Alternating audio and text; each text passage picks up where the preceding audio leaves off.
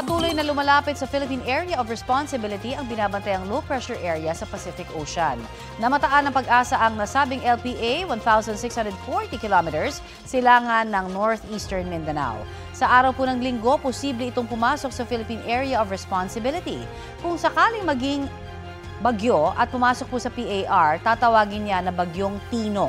Sa ngayon, wala pang direktang epekto sa bansa ang binabantayang LPA. Ayon sa pag-asa, higit na mataas ang tsansang ulanin ngayon ang Metro Manila, Calabarzon, Mimaropa, Western Visayas, Negros Island Region, Zamboanga Peninsula, BARMM, Soc-Sargen, Davao Region at Lanao del Norte. Dahil po yan sa Intertropical Convergence Zone.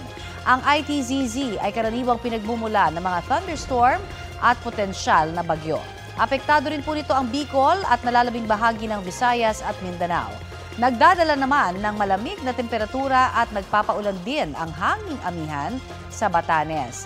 Ang Cagayan, Isabela at Aurora naman ay uulanin dahil sa shear line o ang salubungan ng amihan at ng mainit na easterlies. Mas makakaasa sa maayos na panahon ang ilang panig ng Luzon pero posible pa rin ang mga local thunderstorm. Bukas at sa linggo, bahagyaho hanggang sa magiging maulap ang papawirin dito sa NCR, Baguio City, Metro Cebu at Metro Davao. Posible pa rin po ang mahihinang ulan o kaya'y mga thunderstorm. Kung kayo po ay babiyahe patungo sa inyong probinsya para sa undas, maigi pa rin po magdala kayo ng payong.